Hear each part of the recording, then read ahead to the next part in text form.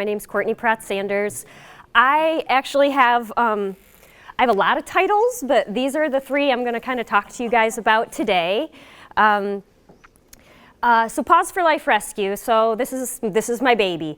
I started working in animal sheltering a long time ago out in Colorado. I was working on my master's degree and I fell in love with the shelter out there, and that's where my knowledge and experience started. And then when it was time to move back to Michigan, I searched and searched for a shelter that really kind of fit with what I was looking for, and I just was coming up empty.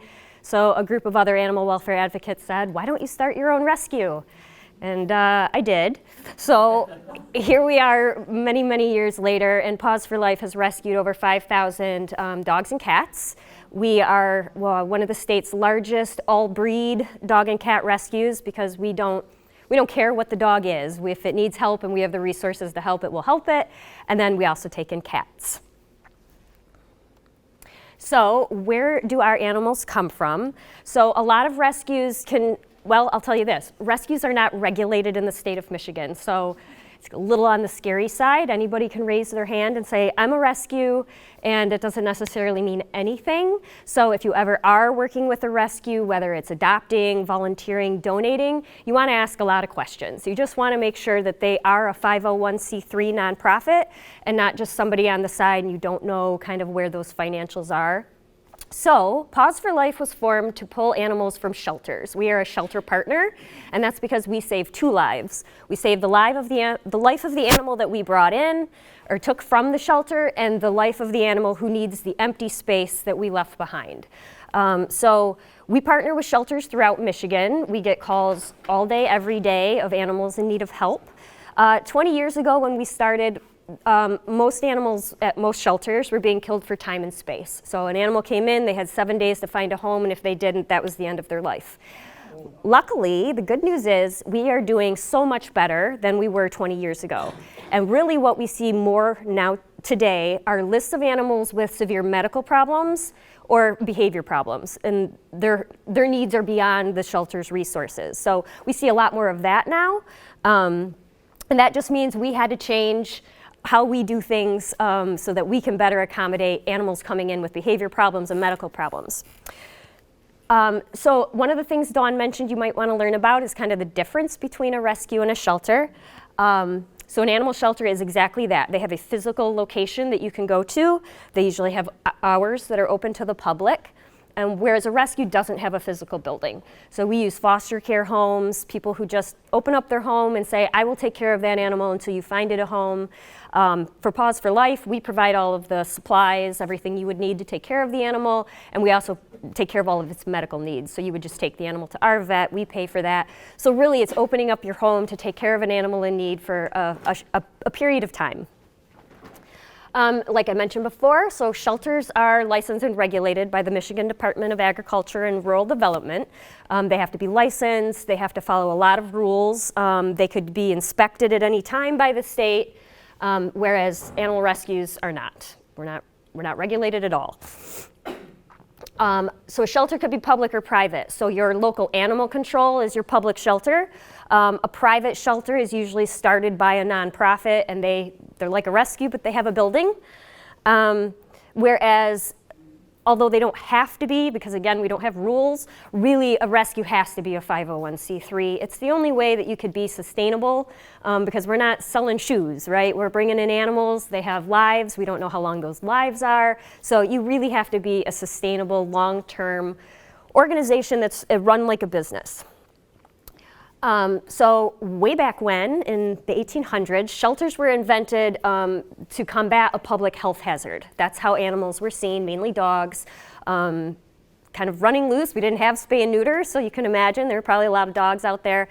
And so this was the mentality of shelters. They were really to protect the public from the animals. And attitudes started to change in the 1970s, where we started looking at, boy, these are lives, they have feelings, they have all kinds of needs. So maybe we could start looking at this as we'll protect the public from the animals, but at the same time, let's see if we can meet the needs of the animals. And so as those attitudes started to shift, we as a country started to do better. I mentioned that rescues aren't regulated. However, those that are like real organizations operating like real rescues need to be a 501c3 and they need to be licensed by the Attorney General in the state of Michigan. So those kind of give you some hints of some things to maybe ask about if you are going to work with a rescue. And then they need to be an incorporated business. And you have to do that to even do the other two things. So volunteering for Paws for Life, there is so much you can do. Some of it is hands-on animal stuff like dog walking and taking care of cats that live at a Petco store that we're partnered with. But there's all kinds of things that aren't even animal related. Anything a business needs, we need, right? So we need people in accounting to pay our bills, and we need people to do marketing and communication and advertising. So these are just a few of the things that I thought I would call out. And then we have a lot of very specific programs. So like we have a Bottle Babies program, and that's when orphaned kittens come in, they can't eat on their own and they don't have a mother to nurse them. So we train volunteers how to literally bottle feed them until they're old enough to eat on their own. So shelters don't even take those types of animals. They don't have the resources to bottle feed. Not all, there are some that have those programs, but by and large, you're not going to find those. So those neonate kittens, their only chance of survival is going to be through a rescue or a bottle feeding program, or you taking the initiative yourself to get the supplies and kind of figure it out. This is the time of year where we're getting just inundated with kittens and pregnant moms and orphaned babies. So I thought I would tell you a little bit about why we do what we do. So this was a kitten named Hans. He came from animal control. He's one of those where they did not have the resources to help him get over this upper respiratory infection, which is also contagious to other cats. And so we took him in and we nursed him back to health and got weight put on him, and that is Hans and what he looked like when he got adopted. So this was a little dog that also came from an animal control shelter, so matted that we actually didn't know if it was a boy or a girl at first. So once we got her to the groomers, she became Pebbles, and she felt like $1 million. And it didn't take her but a minute to find a home. This was a very special kitten. We named him Nuka. Whereas I said that we take animals from shelters, we have a few exceptions for cats off the streets, especially when they're in this kind of condition. We know that the shelters aren't going to be able to help them. Nuka came to us in the middle of January. He was the only surviving kitten. Everybody had frozen to death. But Nuka became an ambassador for Paws for Life. So he was adopted by one of our volunteers, actually the volunteer who found him, and he became a foster cat within himself. So when any time we would get really scared kittens, we would put them with Nuka and he would literally raise them.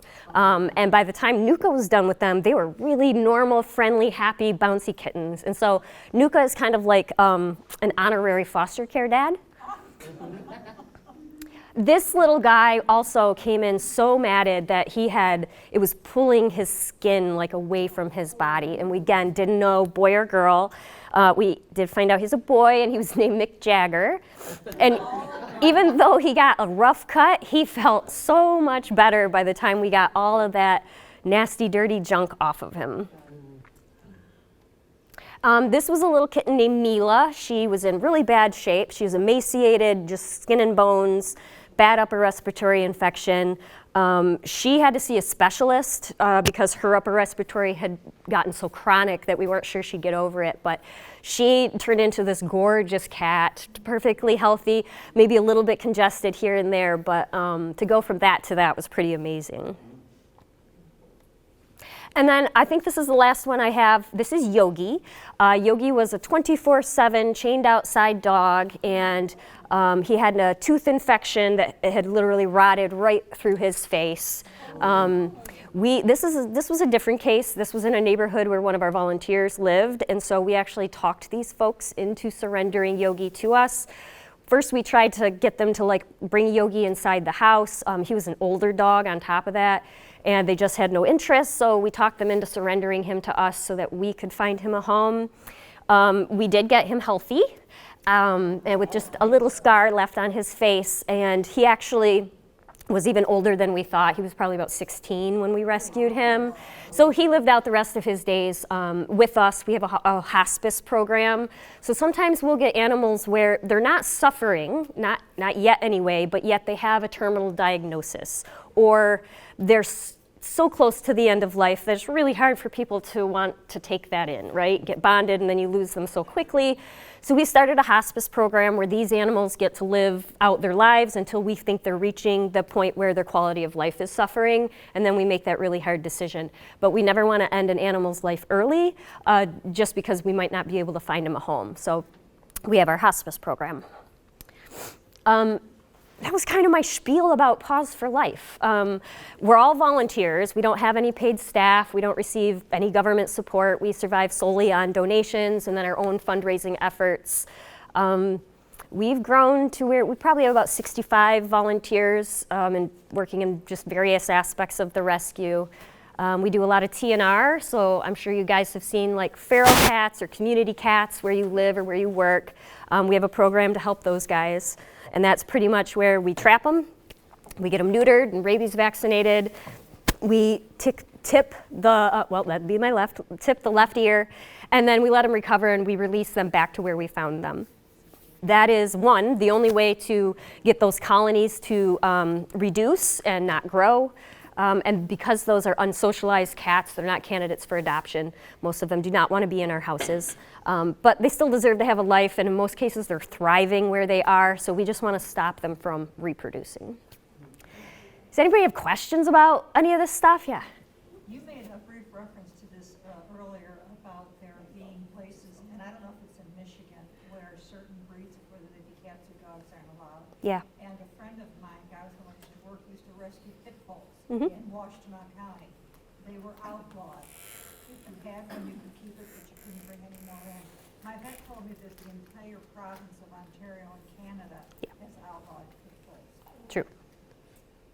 What's going on? That's ridiculous. Yeah, so this is a fear response, and if you think about it, so back in the 1940s, around World War II, it was German Shepherds, and then it was Dobermans, and it was Rottweilers, and so, and you'll see this in other categories of life, right? Sometimes there is a fear response, and that's usually an irrational response, not a scientific response. So what we've seen happen is it's usually based on one incident or one story, and then all the dogs that look like that are punished. So Saginaw is an example where you can have a Chihuahua, but you can't have a German Shepherd or a Doberman or a Rottweiler or a Pit Bull. There's actually 9 dogs you can't have if you live there. Hazel Park had a Pit Bull ban at one time. Waterford still does. And the sad thing about Waterfords is that it's not the most recent. One of their worst dog attacks was a husky. That doesn't mean all huskies are vicious. Just like when you hear about a pit bull attack or whatever the dog breed is, it doesn't translate to all of those dogs, right? We've all met skittish dogs of one type, but then you can meet a dog that looks just like that, but they're really, really nice. So one of the things we try to educate on is that breed is not a predictor of behavior. We have met labs that don't want to swim. We have met, border collies that don't want to herd. So we try to educate that every animal is an individual, and we evaluate them as an individual. We're all people, but we're all very different, right? It's based on our genetics and how we were raised, where we were raised, the things that we were taught. Dogs and cats are just like babies. They come out knowing nothing. So they only know what we teach them. So breed discrimination it's tough because the other piece of that is you can't identify the breed of a dog just by looking at it if it is a mixed breed dog. So there have been scientific studies where they actually took experts in the field, veterinarians, people like myself who've been in it a long time, and showed them mixed breed dogs and said, what are they? And so we said, well, that's a Corgi and that's a Shepherd. And then they did the DNA testing, and they showed us that we were wrong 87% of the time. The experts in the field. So this taught us that, okay, visual breed identification is ineffective. It doesn't work. So what do? can't afford to DNA test every dog that comes through a shelter or into our homes. So instead, we evaluate them based on their personality and their behavior. We talk to people about what it is they're looking for in a pet, and we match them. So if you want a couch potato dog, I'm going to show you our couch potato dogs. I don't care what the breed is, because in the grand scheme of things, it's completely irrelevant. But it's really hard for humans to get away from that. We like to label things. We like things to fit in boxes. And with what humans have done to the breeds of dogs across time, it just can't do that. But sadly, we do have a lot of municipalities that have breed bans. We have been working with the state of Michigan.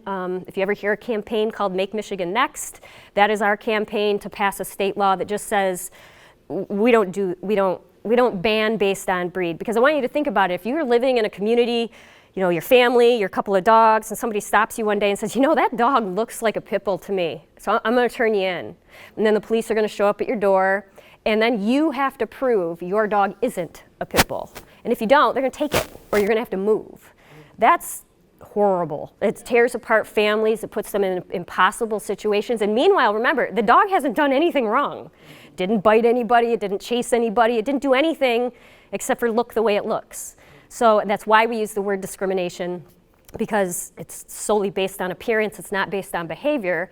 That also takes the eye off the ball, right? We want law enforcement, animal control to focus on the problem dogs, which actually really means a problem person, because the person at the end of the leash is the person responsible for the dog. So if you're just focused on it, well, all dogs that look like shepherds, those are our problems. You're not paying attention to actual behavior issues and dangerous situations that could be going on in your community. So does that answer your question? Yes, thank you very much. Yeah. Anybody else? All right. I'm going to talk to you about Michigan Pet Alliance. Oh, yeah. You talked about end of life. Can you talk more about that? Sure. So like end of life for animals. So our rescue, so there's a controversial thing in our industry, right? It's killing versus euthanasia.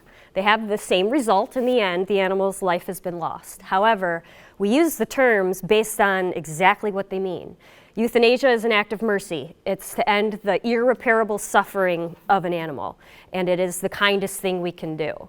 It's an incredibly difficult decision. I'm sure you've had to make those for your own pets. It's the same for us, right? Killing is ending a life for any other reason. So if a dog goes into a shelter, it's healthy, it's friendly, it's perfect, but its 5 days are up. You didn't euthanize that dog, you killed it. And using terminology correctly is really important for us and what we do, because it educates the public. It's a nicer word to say, well, we had to euthanize him. What you didn't say was, yeah, he was 6 months old and the cutest thing and he loved everybody, but we just ran out of space. Tell people that, because it changes the way you might make decisions about animals, right? If you know that, oh, they do that, I didn't realize they did that. But if we play these games with words and we hide things, it's just not fair to the public, because we're all trying to make the right decision for our pets. They don't get to make their own decisions. It's completely on us. So to make the right one, we need all the information. Don't play games with us, kind of thing. So for end of life, we are always monitoring for quality of life. Once we feel like they're suffering or starting to suffer, we always consult with veterinarians, and we will make that decision together as a team. We use veterinarians for the euthanasia, and we're always there with them. I will say this, most shelters offer euthanasia services to the public. So if you can't afford it through your own vet, you can go to your shelter and have your animal euthanized. Never leave them alone, right? It is so cruel. It's the end of their life, and they want to be with the people that they know and they love. So even though it might be cheaper, if a shelter tells you, yeah, we'll do that for you, but you can't be there, don't do it. That's just a horrible way for them to go. It's very scary. Shelters are loud. They smell weird to animals. There's just a lot going on. It's immediately stressful. Even from the parking lot, it is stressful to that dog or cat. So I just wanted to mention that. You mentioned, talking about the hospice care that you offer, is that a location that you have? How does that work? So again, we use foster care volunteers. So we have people who have specifically signed up to do hospice pets. Funny enough, some of them tend to be nurses. And it's just kind of like in their DNA. They know they have those skills, they have that mindset to be able to do it, and they just want to give that animal's last few years, months, days, whatever it is on life, they want to experience it with a family. So I would venture to say 100%, no, the puppies born in rescue, they don't know anything bad. But most of the animals we see have had a rough start in life, or something in their life has disrupted everything. So we don't want it to end that way. So we do everything that we can to try and at least, even if it's 48 hours, experiencing life as a pet, on the couch, with people, getting yummy food, versus that cold concrete floor surrounded by strangers and barking. Go on. I just want to say that I have fostered 2 hospice cats, and it's been a wonderful experience. You know, they needed somewhere quiet, they needed someone to love them. You know, they'd lay in front of the fireplace. One just loved the fireplace, and you know, and I chose to do that as my first experience because many of you know I have balance issues, and I thought, I'm not going to trip over a hospice cat, you know, versus a kitten or something. And so it's been, those were wonderful experiences, and I would do it again. How long did they live? One was a week. That one was really unexpected, took a turn pretty quickly. And the other one was several months. It's hard to remember, honestly, all the cats, but several months. Any other questions? And you guys, if you think of other questions, you can stop me anytime. I'm happy to talk about all this stuff. So this is actually another way that you can get involved and support animals in Michigan without actually having to like sign up to volunteer or go through an orientation or anything. So Michigan Pet Alliance is a 501c3 nonprofit. Michigan Pet Alliance is our association.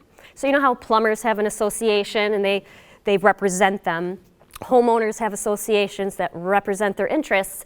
This is our association. So they represent the interests of pet owners, animal rescues, shelters, animal control officers. Pretty much the companion animal welfare field in our state is represented by this nonprofit. So they have a lobbyist who speaks on behalf of their members in Lansing. So if you were an individual member, and let's say you heard through the city council meeting, they're going to try to start breed discrimination laws. They've decided that cowabungas can't live in your city or whatever. You would hear about that and want to make sure that that doesn't happen. You want everybody in your community to own whatever pet they want, so long as it's not dangerous. You would call Michigan Pet Alliance and say, you got to know, you know, small town whatever is talking about this, can you help us? And so what we would do, Michigan Pet Alliance would do, is they'd meet with that community and they'd educate them and talk to them about, instead of doing this, what you can pass is, and we would give them the language. Or maybe it's, you know, you got a ticket from animal control that you can't feed stray cats in your street anymore. You would contact Michigan Pet Alliance and say, I'm not going to let them starve, but I don't want to get in trouble with the city. Can you help me? So organizations do the same kind of thing, shelters that are struggling or need some help. That's what Michigan Pet Alliance is for. So one of the things we do, Michigan is one of the only states where we require our shelters to submit their numbers every year to the Department of Ag, so that it's a way to keep an eye on them. They have to tell us how many animals they took in, how many they adopted out, how many lost animals they returned back to their owners, and how many they euthanized. So Michigan Pet Alliance takes these reports and puts it into one spreadsheet and ranks them so that you can see where your shelter falls. Because remember, your public shelter is funded by you. That's all tax dollars. You have every right to ask them to do better. This is a way to see how they're doing. And looking back at all the shelter reports, you literally see our state improve, because this was important to the shelters. They didn't want to be last. So being last or being toward the bottom forced them to be like, how do we do better? Get us off this list. And they did. They started to do better. So our state went from like half red, which meant those counties were killing more than they were saving, to like we're entirely purple, except for Detroit. So Detroit is where we need to really focus, but the rest of our shelters are doing much, much better, especially when compared to other states. We also do best practices. So We will go into a shelter and evaluate their operations and tell them where they're not following best practices. We will show them how, and then we will follow up to show them how their numbers are improving because they've incorporated best practices. We give awards and grants every year. This is to recognize shelters, rescues, and individuals in our community who are doing big things, working together and making a big impact. We have our One Voice Conference. So this year it's in Grand Rapids in September, and this is where all of our shelters and rescues and animal control officers and veterinarians come together and learn and network and listen to speakers. I'm speaking this year as well. And we do tons of education and training. Our own cat team just went through one of their trainings about cat care, how to lower stress, how to read body language, how to do behavior assessments and management programs. And it was a 2-day class. And after the first day, we had volunteers posting like, look, I tried this and she loved it. And so it's always about improving and doing better. And then the legislation. 2 of the big things happening right now in Michigan. Teddy's Law, we're hoping to have a hearing, what's today? Next week. Teddy's Law will, so we have research in the state of Michigan. They use a lot of dogs, especially beagles. Wayne State, as well as some private companies, do a lot of research. There's currently no protection for those dogs when they're done with their laboratory research, so they kill them. This bill, which is named after Teddy, who was a beagle, would require them to offer these dogs for adoption. So they at least have a possible outcome for life instead of just a sure death. Now our end goal is to stop the animal research, and to tell you the truth, in 2023, it's not necessary anymore. There's been so many advancements with animatronics and other things. It's really not necessary. So that's our end goal, but every step we can take to get there is really important. So if we can get Teddy's Law passed, that'll at least give all those dogs a chance. ProtectMyPet.com, that is an initiative being run by Sheriff Swanson out of Genesee County. It's 2 parts. One, it will create a registry of animal abusers. So let's say you're going to hire a dog walker or a cat sitter. You would be able to go to this database, search it, and see if that person had been convicted of animal cruelty in Michigan. That's it. It doesn't search other things. It's not a background check. It literally will just tell you if the person has been convicted of animal cruelty. Right now, we don't have access to anything like that. The other piece of that is about forfeitures. So basically, if somebody is accused of animal cruelty, animal control can go in and take their animals until then there's a probable cause hearing. Judge decides what happens next. In most cases, if there is probable cause that these animals were abused, they go to a shelter and they sit for months, years. They aren't owned by the shelter, so they can't have anything. It is horrible for the people who have to work there and watch these animals languish, and you can't do anything, and you don't know their outcome. They could sit there for 3 years, and then a judge says, okay, return them, and you have to give them back. This part of Protect My Pet would put a time frame to that. So basically, there's a probable cause hearing, and in 3 weeks, those animals have an outcome. Whether it is the shelter gets to find them homes, whatever it is, but no more just languishing there. Their lives are short to start with. And then to force them to sit in a kennel without anything for years is cruel beyond words. So that is the other piece of Protect My Pet. We're actually going to collect signatures and hopefully get it on the 2024 ballot, and the voters can decide, because we've been trying to get it through the legislature for well over 10 years, and it dies every time. We can't get it through. So we think if we take it to the voters, we can absolutely get it passed. It's going to take a lot of money is the downside, but it's a new program, just getting started. You'll probably hear more about it, so I wanted to tell you what it is. So, why is this important? Oh, it took off my last one. Well, I'll tell you why the stuff I just talked about is important. If you own a pet, the shelter is where it could end up if something happens to you. You could just be on vacation, and your pet sitter is coming and going, and they didn't notice that the meter guy left the gate open. She lets the dogs out, and there they go. If someone else finds them, they're going to take them to one of these shelters. So everything Michigan Pet Alliance does should matter, because it could affect your animal or an animal that's in your life that you love. So having our rescues and shelters do better, know how to do better, is really important in order to get to that last piece, that save them all goal. This is just a little information about us. This is still true today. We are operating off of the dog law of 1919, and we have no laws for cats. Again, we've been working to try to change this for a very, very long time. You know, our legislature has everything to deal with, from the budget to the roads. Animals are always last. They don't vote and they don't donate to campaigns. And so they just don't get the high billing. And that's why they need us to speak for them, because their needs are incredibly important. We know that people who have pets consider them part of their family, right? So we know this stuff is important, but getting the legislature to actually act on it is really challenging. And also, the people who are speaking for them, we're the nonprofits. We don't have money either. And as a nonprofit, we can't give to political campaigns. So we're like in this circular thing of, we really need you guys to do this, but we don't mean anything because we can't give anything to you. So this is where we need voters to speak.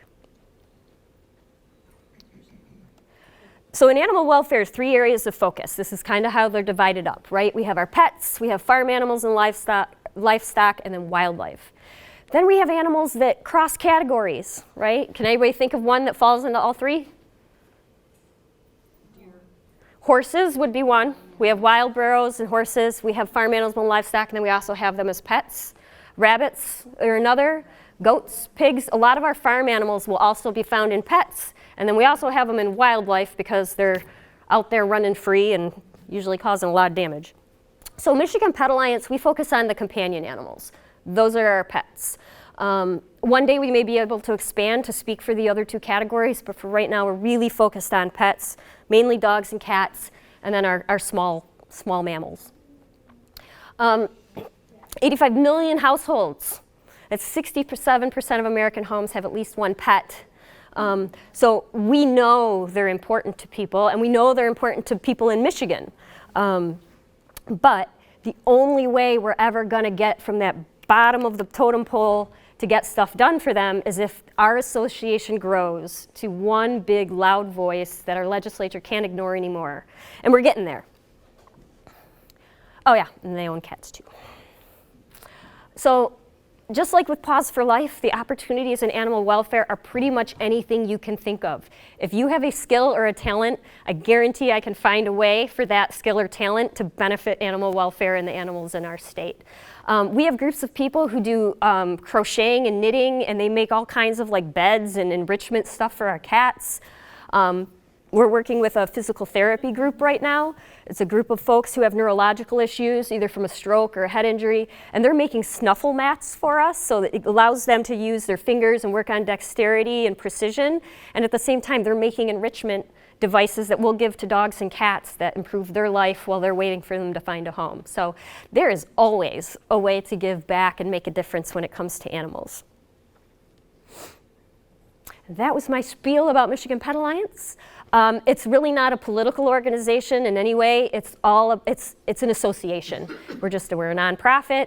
We're all volunteers. We're run by a 15-member board of leadership across the state. So the president of the Humane Society of Huron Valley and the president of Capital Area Humane and a legislative attorney from Best Friends make up that board and work with communities to solve their problems, work with legislators to help do better, make better policy in our small municipalities to better serve our pets. And Dawn handed out a little flyer so you guys can read more about it. Question, what if you see a feral or stray cat or dog, what should you do? What's the first response? Sure, so it depends. So like we have a handout if you find kittens, what you should do, and I'd be happy to share that with Dawn and she can get it to you guys because that's the big one right now. I found these little tiny kittens under my deck. Leave them alone. Most likely mom's taking care of them. It is worse for them to try to go to a shelter and find someone who's going to bottle feed them. Most likely mom is coming back. If you find a cat who seems very friendly, if you take it to a shelter, it has a 2% chance of finding its home. If you leave it alone, it has a 60% chance of finding its way home. So indoor cats, if they accidentally get out or they shoot out that door, whatever it is, they don't go far. They're going to be in a 3-house radius around you. They're going to be under bushes, under a deck, in a shed. They're going to hide and hunker down until dusk. So once the sun starts to drop, that's when you go out with your bag of food, shake your bag of food, and that 3-house radius all the way around you is where your cat is. The only exception is if it gets chased, like all of a sudden here's a dog and it chases it further, but for the most part they're hunkered down. What I do in some of those situations is talk to people. Hey, I try to get a picture of it because that's the easiest way to go to my neighbor. Do you know this cat? Whose cat is this? And I'm going to try to identify it. I'll make flyers. You know the political or garage sale lawn signs you just stick in the, I'll put poster board over top with a picture of the cat laminated or in a plastic sleeve, and I'll say found cat in big letters right in my yard. With dogs, I talk to people a lot. The mailman usually knows where that dog goes. Kids riding bikes usually know where that dog goes. But I start talking to people. I've got it on a leash. Anybody know this dog? Do you know this dog? Anybody seen this dog? I will try and exhaust everything possible, and a shelter is my last resort. There's a program that just launched, and it's having some amazing results. So this community has asked all people who find a dog or cat to hold on to it for 48 hours. We'll take it after that, but for 48 hours, just hold on to it. 86% are finding their way back to their owners without ever going into the shelter. And if they went into the shelter, that number drops to 10%. And if you think about it, okay, my dog or cat is not in my house. The first thing you do is you go outside and start looking. And that's the best chance to start talking to people, knocking on doors. Dogs obviously roam further, faster. So a lot of times, if I've done my initial, I'll get in the car, and then I start looking for them. But taking them to the shelter is my last resort. I'll hang on to them as long as I can, posting online. Because if someone has frantically lost their animal, they're looking. And they're looking everywhere. And eventually you're going to cross paths. You definitely call animal control and say, I found a dog.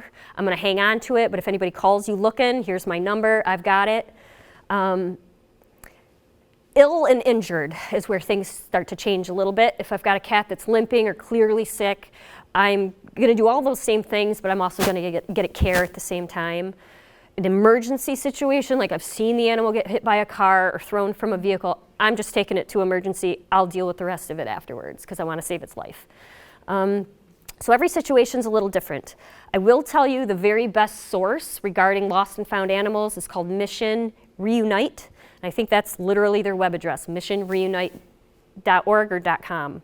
But they are the experts in lost and found. They know the best practices. So one of the things we see work really well is called car tagging.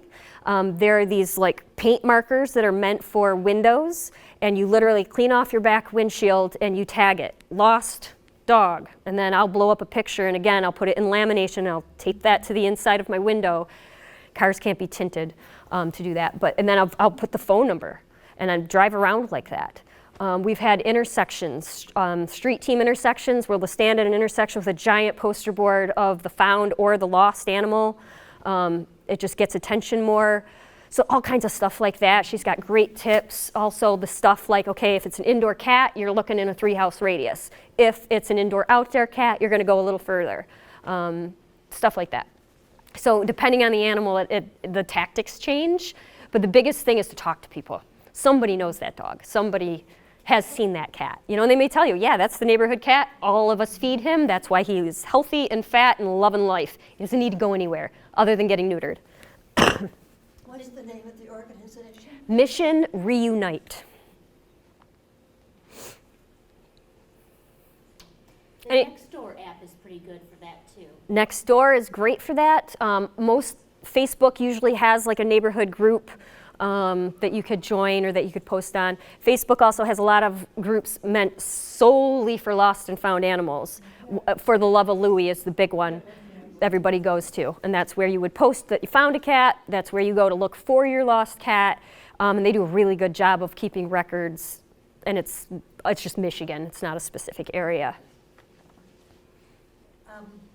I don't know where your mission, where your rescue is located. Mm-hmm. I was a volunteer at the Oakland County Shelter for a while, walking dogs, which they were, I'm too old to walk a really enthusiastic dog. Who knows, they've got maybe 10 minutes out of their cage in a 24-hour period. Yeah. Which broke my heart. but do you know how that shelter ranks on the Michigan shelter? I do. So Oakland County is our largest and wealthiest county in the state, and they have the worst programs. I'll tell you why. So they're only open, I think, like 10 to 2, Monday through Friday. There's no weekend times. There's no evening times. So if you'd like to adopt, you're going to have to take time off work and come in. Oh, yeah, wait, you can't just come in. You have to make an appointment. So now it also has to work with your schedule to come in and look for an animal to adopt. Oakland County Animal Control Shelter up in Pontiac, and it's sad because they also just got a brand new shelter, millions and millions of dollars, and it is beautiful, and it is closed most of the time. We encourage shelters to use appointments for surrendering animals, right? You don't want to line out your door of people here like, here's my dog, because you can't exist, you're not going to be able to function. So having them come in at a managed time when you know you have space, perfectly fine. That's what you should do. But not for adoptions. Adoptions, you want an animal, come in and get an animal. Our doors are open. How can I help you? Which one would you like? These animals need out. And so we call them barriers, any barriers to adoption. Anything you put in place to make it harder for those animals to find homes, you aren't doing the right thing. Oakland County is also our only shelter that has breed discrimination policies. So they won't put up for adoption any dog that looks like X, Y, and Z. Those dogs, the only way out is if a rescue comes and gets them, and then we put them up for adoption. That's pathetic. They do work with a rescue group. Yeah. So we started a program there 12 or 15 years ago. Because we couldn't get them to change the policy. So we went in as the rescue and we basically did their job. So our team went in, and as people came in and wanted to adopt the dogs, we showed them through, we introduced the dog, we did the adoption, and their staff stood there and collected their paychecks. That went on for so long that we couldn't do it anymore. It was just, we were hoping they'd learn, right? We were hoping they'd see, like, oh, why are we treating these dogs differently than these dogs just because they look different? And we just never made any progress. So eventually we said, we're wasting our time. We can help a lot more animals if we move elsewhere. So a different rescue did come in, and it hasn't gone well. That's about all I know. What? Hasn't gone well. They were caught pocketing the money that they were supposed to be collecting for the adoptions and stuff like that. But again, this is why you work with a real organization, a 501c3 that has a mission statement, that has audited financials that you can look up, that files an annual, all of these things that make a real organization. That's why those are important. And they worked with a group that didn't have any of that. I was right to have my heart broken by what was going on there. Yeah, and I'll tell you what, they're not alone in the history of sheltering, right? One of the things we found, the thing that makes the biggest difference is who's at the top. It's the leadership. They set the tone. So if you get a compassionate director in there, everything changes, and it can change overnight because we've seen it happen, right? So we've seen shelters with a devastating kill rate. Like very few animals make it out alive. They get a new director, and in 24 hours, it has all changed. So we know it can be done. We know that's part of the problem in Oakland County. You have a conflict of interest. The shelter director is the mayor of Novi. Novi is the city with our 2 largest big box puppy mill stores. And so every animal cruelty complaint regarding those animals goes through Oakland County. So when we sent a FOIA to find out how many of those cruelty complaints they have followed up on, Zero, because it's not good for the mayor of Novi to have 2 of his biggest businesses being investigated by his staff. So you have a conflict of interest, and until he is no longer the shelter director, it's not going to change. Does people like Channel 4 know about that kind of thing? Do which people? The Board of Commissioners? No. Media, the media, TV. Do they know? Well, where are the TV stations located? What county? They're all in Oakland County. So it doesn't behoove them to buck the Oakland County government, which is who put the shelter director in place. We've got a lot of kind of good old boys club stuff going on at certain levels of the government in our state, and I think that there's a little bit of that in Oakland County. where they appoint their friends to take on positions they aren't qualified for. I don't want to get too deep into the weeds, but there's a lot of stuff in the FOIAs about Oakland County that would absolutely make your head spin regarding who got what job and why and how qualified they were, and it's ugly. We were hoping that when there was a change in leadership at Oakland County, that would help.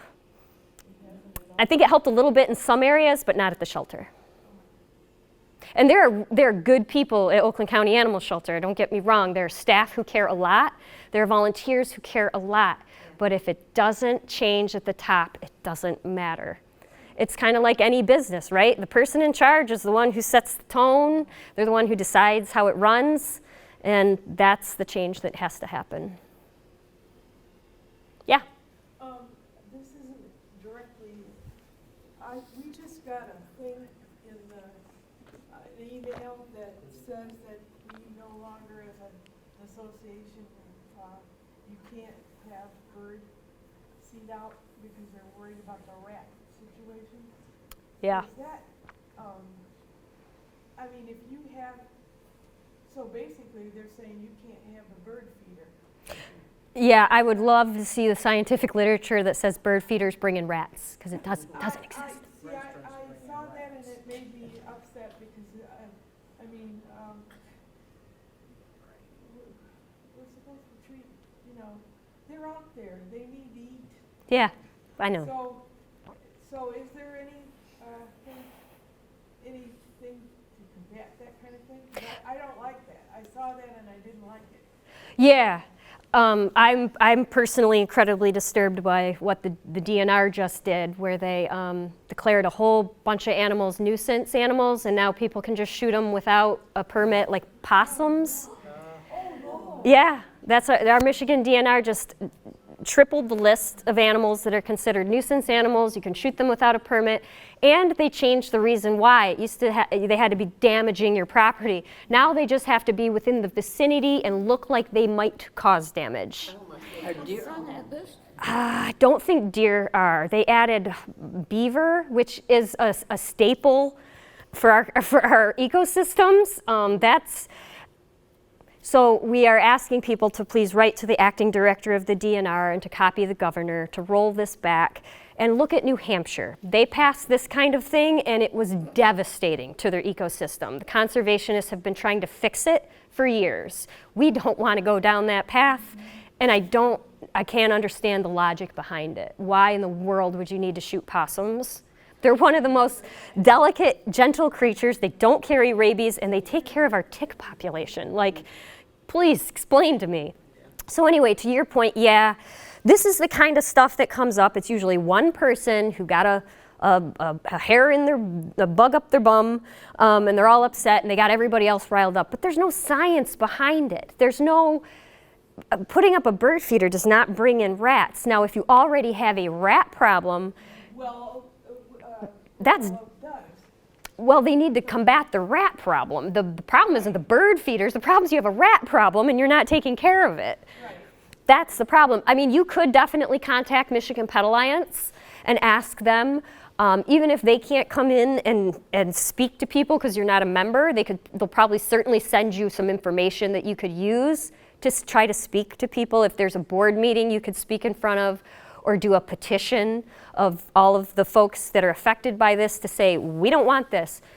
And instead, you offer a different solution, like combating the rat problem, instead of just these Band-Aids that they're not gonna do anything. Taking away bird feeders isn't gonna lower your rat problem. It's not going to, Saying you can't have anything that would, in other words, if you threw out seeds on the ground or what, your area, you can't do any of that. And I assume that means no bird feeders either, because they're saying it's, yeah, I think they got it wrong.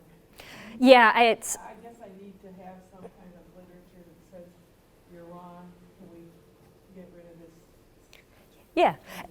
And it's ineffective. It's just not going to have a bearing on the problem. It's kind of like we were talking about earlier, right? Taking your eye off the ball.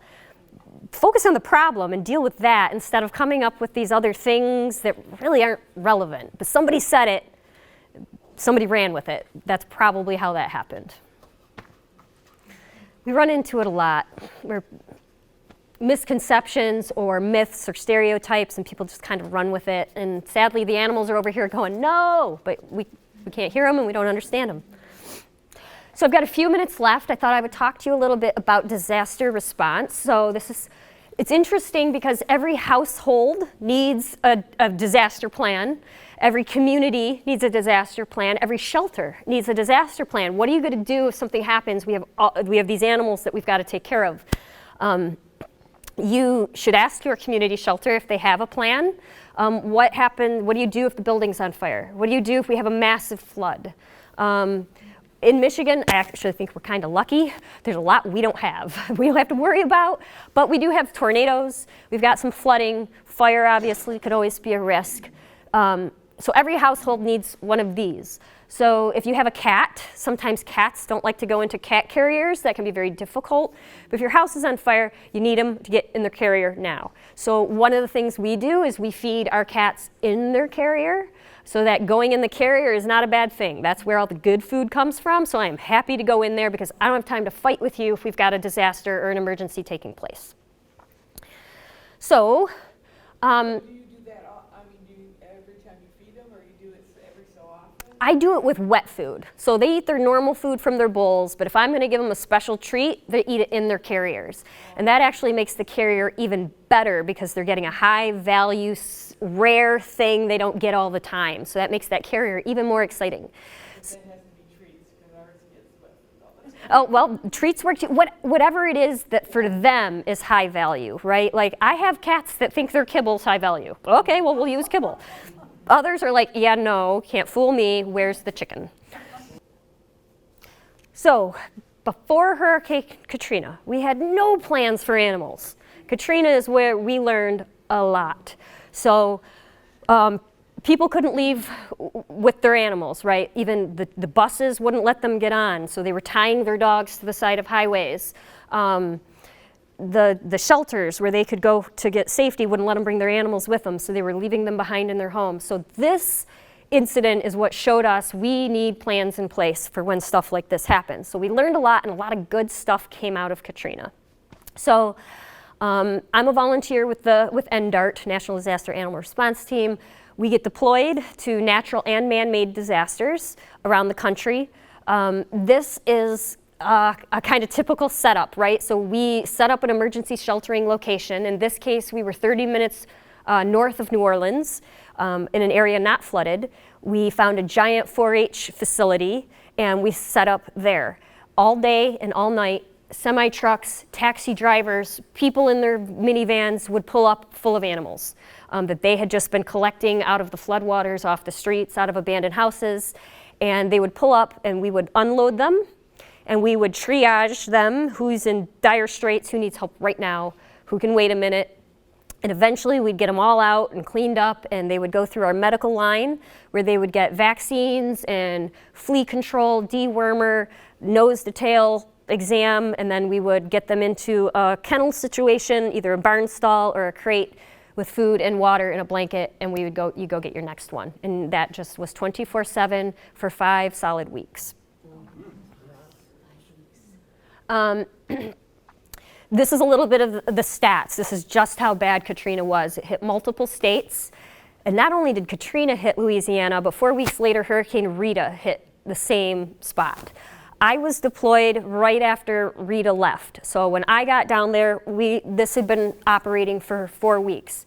We were getting down to the animals in really bad shape because they had been out there for so long at this point. So as animals came in, and we would copious records, right? So when we would go into a house and pull an animal out, a lot of times there are no street signs, there are no numbers on houses, so we would dig through the house to try to find mail. Anything with that address, take a picture of it, take a picture of the animal, record where we are, and all that would follow this animal, because our hope is we can get these animals back to their families at some point. So FEMA brought us some air-conditioned tents that we slept in. So that bottom picture is our cots, and that is literally all you would do. It wasn't a quiet area, it was a silent area. You went in, you got in your cot, you slept. Outside, so we set up our own separate tent, so this is where we stored our stuff and our gear, where we would change our clothes. I worked for Daimler Chrysler at the time, and the company loaned me a Dodge Sprinter van and filled it with supplies that they needed down at Gonzales. And my sisters and I drove straight down. And it was real interesting because as you started to get halfway through Mississippi, there was just tangled metal and missing, like signs are gone. There's no exit signs. You're just figuring it out as you go kind of thing. Other thing to know about Louisiana in September is it's about 120 degrees and the bugs were the size of cars. It was so hot. So this is again like the semis would pull up and we would pull the animals out, and that's a triage line where we keep animals a safe distance from one another, and we would just go through the triage. This is my sister in the red hat, and this is one of the vets doing the nose to tail exam. Dewormer up their nose, shot in the butt, like it was just a poof, and then moving on. Anybody they found who was like, okay, something's wrong, like we need to look further, they went to a different barn, and the veterinarians would go there and take care of them. This was a dog that came in. I wish I had a picture of the dog. She was a golden retriever that was the color of those tablecloths. I mean, glow in the dark, neon green, and it was the happiest dog in the world. So when I went up to the cage, it wagged its tail, and this green stuff just went all over me. But he was really, really happy. And then, yeah, just more dogs kind of going through the line. It was just whatever from the water, right? So that water had been collecting everything you can imagine. To this day, I don't know why, but he'd been playing in the water, and he was green. That's my youngest sister in the bandana taking dogs through triage, and you can start to see how like real skinny.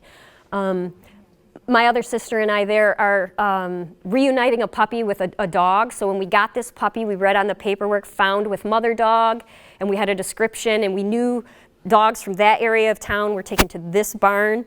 So she and I walked probably a mile to get down to that barn and find the mama dog, and we got her back with her mama dog.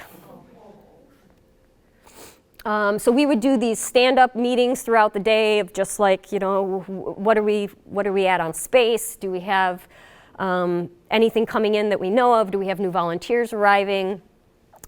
Like I said, 120 degrees, but one of the rules is you've got to have closed-toed boots and you've got to have long pants when you're working with animals. So we do everything we could to try and get some air.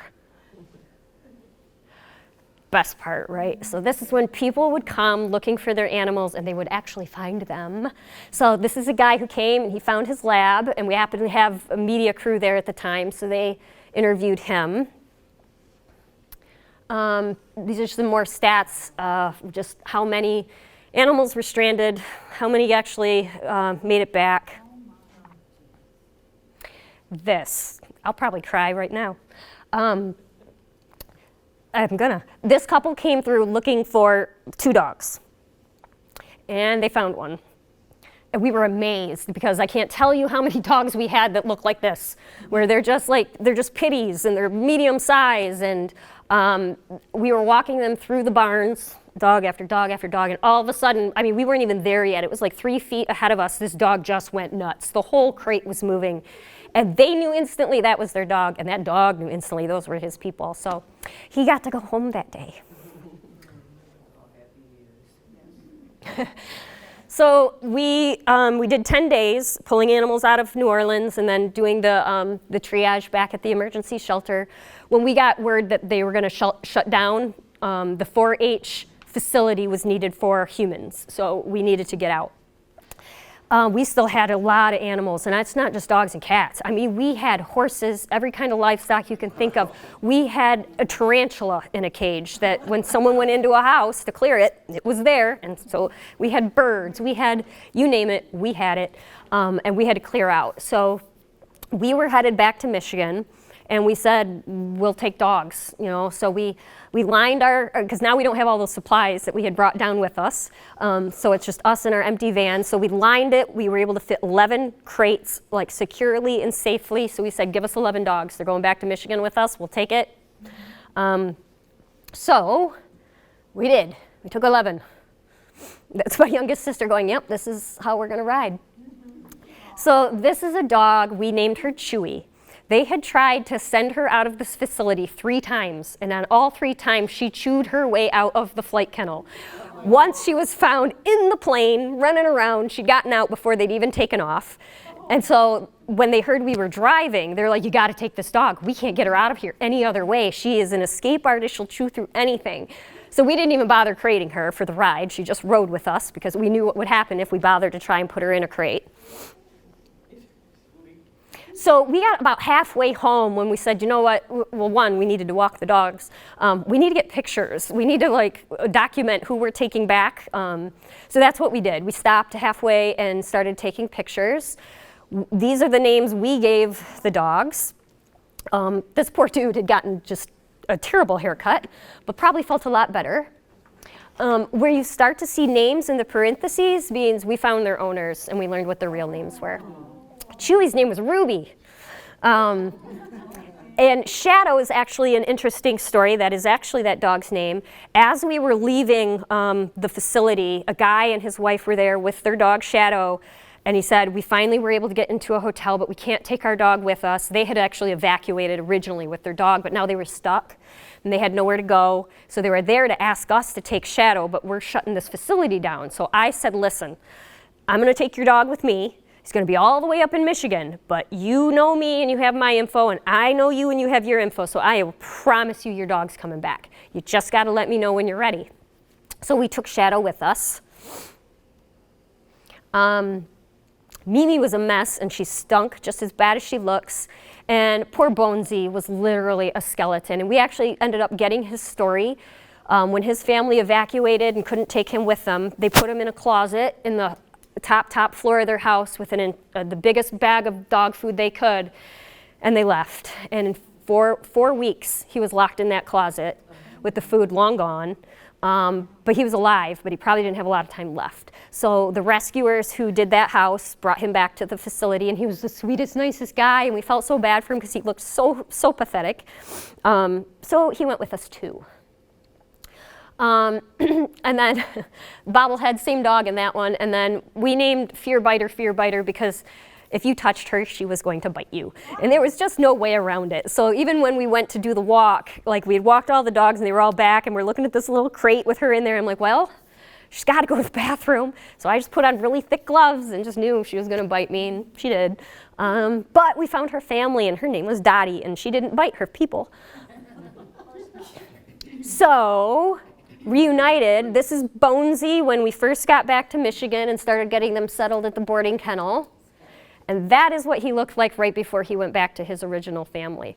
So one of the things that happened after Katrina is the federal government was going to release checks, the word is escaping me, but basically help you get back on your feet, stimulus checks. Well, once folks learned about those, they started putting in forwarding addresses. And that's how we traced a lot of people. There were also teams set up to solely work on this. So one of those volunteers called me because I was listed as someone who left the facility with animals. She called me and said, okay, I want to run down who you've got and let's start working on these animals. What house did it come from, what street, what town. We did that, and that's why our numbers are really high. We returned, I think there were only 4 that didn't get returned. One, we had learned that the owner died. He had actually been the pastor of the church. They all were in the attic, including the little dog JJ, that little black one. And the pastor just kept going out and trying to bring people to safety, and then he just never came back, and they did find him. He had drowned. And then the others, we just didn't find their people, but we found a lot more than we thought we would. Mimi, our big mess of a dog, looked like this when we were done with her. And we were pretty close. Her name was Mammy. And so Mammy went back to her family. She looked so much better. Bobblehead. So Katrina happened in September, Labor Day weekend. We were there for 4 weeks. We get back, so October. So around Christmas, we had found 2 of the families, family of Bobblehead and the family of Chewy, our dog that you could not contain. They had both relocated to Houston. So we decided, my sisters and I, we would drive Bobblehead and Chewy/Ruby back to their homes for Christmas. And, oh boy, here we go. This family had nothing. I mean, they lost everything. The reason they're wearing like pajamas is because this is all they have, the clothing that they're wearing. So we pull up to this motel in Houston. It's dark, it's nighttime, and we get Bobblehead, whose name is Charlie, out of the truck, and we're walking, looking at the numbers. Okay, 102, 102. The room dead ahead of us, that door opens. These 2 people are standing there. That dog pulled me, like I just let go of the leash, and he barreled into them. In this room, they had nothing. It was just a blanket on the floors where they were sleeping. A local church was helping with food and stuff, but getting their dog back meant the world to them. It was very obvious. And that's it.